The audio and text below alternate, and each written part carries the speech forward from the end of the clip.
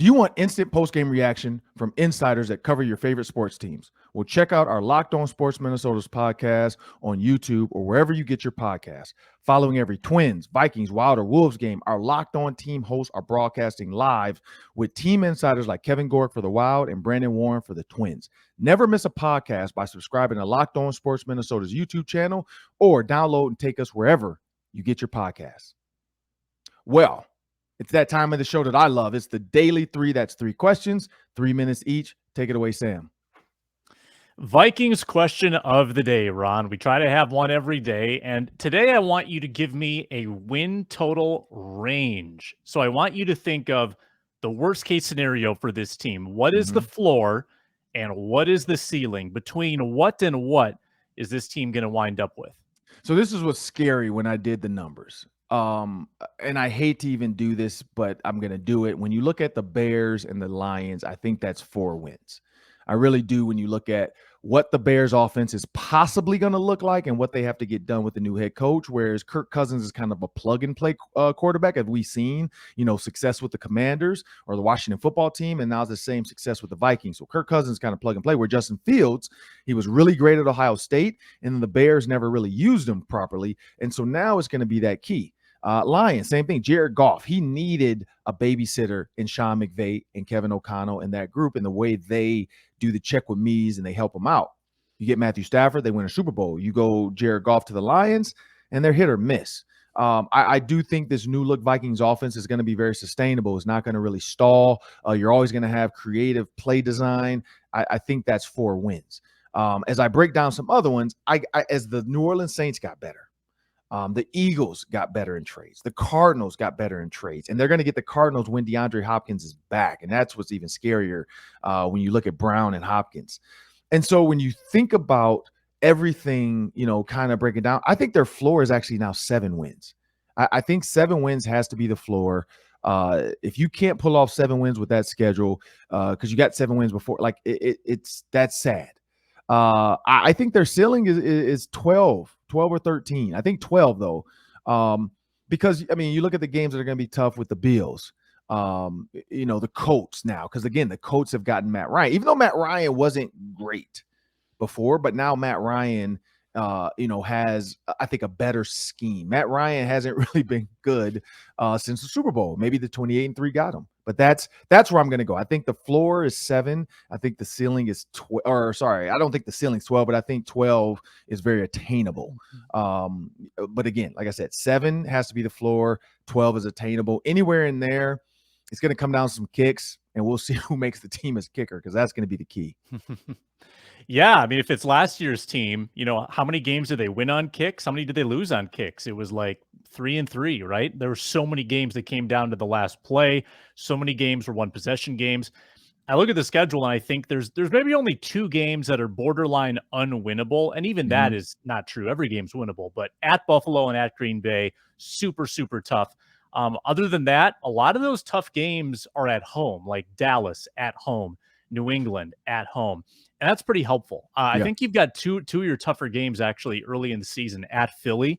That's going to be pretty tough. And then obviously the Saints in London will be tough as well. But 7-12 is honestly, Ron, exactly what I had in my head. So same page right there.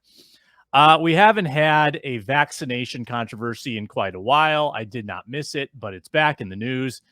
The Minnesota Twins are going to Toronto next week. And because they're going to Canada, they need vaccinations to get in the country. 5 of their players reportedly will not make the trip. We don't know their names yet, but Ron, what's your reaction to those players' decisions? They could do whatever they want. This is the thing, man. Like, in this world, we get so caught up sometimes, and some people have a choice with what they want to do with their body, and some people don't have a choice with what they want to do with their body. Some people have a choice in what they think they should do, and some people should not have a choice. Like, we are literally, and I watched New Moon. I don't know if you've seen that, Marvel Comics. Love it. Love all the Marvel stuff. There's a thing called balancing the scales, and it was the guy, basically he was not really a twin, but it's 2 of him because he's schizophrenic and blah, blah, long story. But anyway, when he goes into this realm, this new world, this hippo, which sounds even weirder, this hippo grabs both hearts out of but they're both him. But it's cool. She puts on the scale, and he has to balance out the scale. And so as he's balancing out, he's going back into his childhood. So he's going back to figure out when he became had a split personality. When did that start? Like his mom, he thought his mom was this type of person, but his dad really hid it. She was an alcoholic. She abused him. He then finally found out, oh, that's why I created a second person, because I personally couldn't handle my mom abusing me or beating me, because his brother had died and the mom blamed him for killing his brother. They were playing, brother drowned, mom blamed him, long story. And what a so when sad movie. This sounds it is, depressing.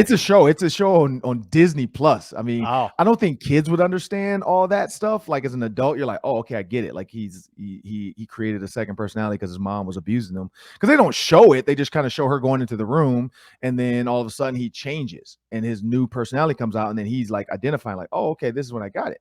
Long story short, they had to balance the scales. He had to learn his past life and his new life, and then kind of come together to kind of understand why he has split personalities. The cool thing, I can't wait for the show, has nothing to do with this topic, is there's a third personality that is more aggressive, because basically when they put this suit on, they get all these powers. Long story short, there's a third personality, and neither of them understand, like, who is this guy? But he's super ridiculous. He can beat up 15 people at one time. But my point of this, to bring it home, is the scales are not balanced. And so whether we need to go into our past and look at it, and whether we need to identify with our future and what we want it to look like we have to balance these scales. And so it's not, and baseball is America's pastime. It's not Canada's pastime. So Canada's like, I don't give a crap. Like, this is our rules. You're going to do what we say. You don't have to do it, but you're not going to play. You're not going to come into our country. I don't think people care enough in baseball because there's so many games. So the fact that these 5 players are going to miss 5 road games, hey, just treat it as a bye week. Treat it as a whatever, a DL, days rest. I don't even know what you want to call it. But, hey, it is what it is. You got to deal with it. Who cares? Like, move on. Go. Hopefully you can pull out 3 to 4 games. The Tigers game didn't go the way I thought it was going to go in that first one. They have 4 more, so we'll see. But, yeah, like when you think about that vaccination crap, like, look, people want to do what they want to do. If they think it affects other people, if they don't, hey, just be smart. If you don't feel good, stay home. Yeah, I just think it's the timing is bad for the Twins, because they just lost a pitcher to injury. Mm-hmm. They just lost Royce Lewis to injury. Like, the injury bug has been biting this team all year, and it's bad right now. So to lose 5 other guys at a time when you're already pretty hurt, it sucks. But it is only 3 games, and it's 3 games. And if you win one of those 3, you're basically breaking even. Maybe you lose 2. So in the end, it won't be like the be all end all of the regular season. Correct. NBA finals are set. The Warriors and the Celtics. Dramatic Game 7 win for the Celtics.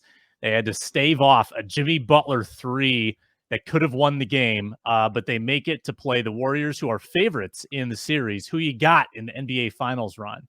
Well, first I want to say Jimmy Butler, like, everybody can say what they want to say. Jimmy Butler says teammates were happy with that shot. You drive to the lane. You might get fouled and one. You might make it, or not might. You probably make a layup and tie it up. Nobody's in the lane. If you get going, they might try to take you out. Hard foul for a flagrant 2. You get 2 shots and the ball. Like, there's so much like to do it. And when you look at like Spoelstra said, he makes that 3, but he makes a balanced 3. That 3 looked like he was moving forward, didn't look real balanced. Moving forward now, Celtics, Warriors. I did pick the Warriors early on the Ron Johnson show. So remember I said I thought it was going to be Heat Warriors. So I was pretty close. Like, when we started this whole thing, you had me pick my 2 favorites to get there, and I said Heat Warriors. I was extremely close. The Heat were right there. Joel Embiid says they need another superstar. Maybe. But I'm going to go Warriors. I mean, you look at the way they're playing now, they're probably going to get Gary Payton the second back. Possibly. You look at Poole, you look at Clay, you look at Draymond, you look at Andrew Wiggins dunking on people. The funny thing is, the Warriors core made it to the NBA Finals with Kevin Durant. The Warriors core made it to the NBA Finals with Andrew Wiggins. Is Andrew Wiggins and Kevin Durant interchangeable when you have stars? Not saying by themselves. I'm not crazy. But when you have stars, are they pretty interchangeable? Because we know Kevin Durant can be a ball dominant guy. But what Andrew Wiggins gives you is the ability to spread out the floor, an explosive jumper, and then a guy that looks like he has confidence now. Like, Andrew Wiggins looks like the kid out of Kansas. And so I got to go Warriors. Nothing against the Celtics. But when you look at some of the Celtics deficiencies, like everybody's saying they're the best defensive team, not everybody, Kendrick Perkins says they're the best defensive team in NBA history. Hold your horses because they haven't seen this onslaught of threes that's coming their way. But I truly believe that the Warriors are just a better team. The way they pass the ball, the way they play together, the way Steph Curry gets going, and it's tough to stop. Like the kid can shoot from the logo and confident. It's not like he's throwing up a shot like Trae Young to me does it, and it looks like a little boy heaving a ball up at with a Nerf rim that's too big for him. Steph is just shooting. That's his shot from there. Like he works at him and Clay. Clay can get 4 shots off and only take 4 dribbles, maybe not even 4 dribbles sometimes. So that's why this team is so dangerous. And then you got Draymond Green, who's going to be your enforcer. He's going to be the guy to talk. He's going to be the guy to, to make sure the refs are doing what they got to do. He's going to be the guy to make sure if your guy does something, my guy, I got something for him. So like the whole Marcus Smart, Al Horford, trying to act like they're tough, that doesn't work with Draymond. Draymond is from where I'm from. When you're from Detroit, when you're from Michigan, you got a different mindset when you step on the court, and that's what Draymond brings to this Warriors team. And if they can get Gary Payton Jr., the second back, and you have Poole playing the way he's playing, that's a tough team because they can go small ball with that death lineup and Draymond's at the 5, Wiggins at the 4, or they can come back and kill you and put Steph in and leave everybody else on the bench and put a bunch of role players around. So Steph just literally looks like he's playing Ring Around the Rosie, running around the court, getting shots off. So it's a scary team. And then Steph can rest and Clay can come in and take over. So it's so much where the Celtics are really Jason Tatum dominant. And then if Jaylen Brown can play, that's when they kind of pick it up. But if they can't find a way to get going, and Wiggins, I mean, we saw what Wiggins did defensively. Like Wiggins on Jason Tatum, I guess is where they're probably going to go. I don't think they're going to put him on Clay, put Clay on him. I think they would waste Wiggins, let Wiggins get tired and really just beat Jason Tatum up.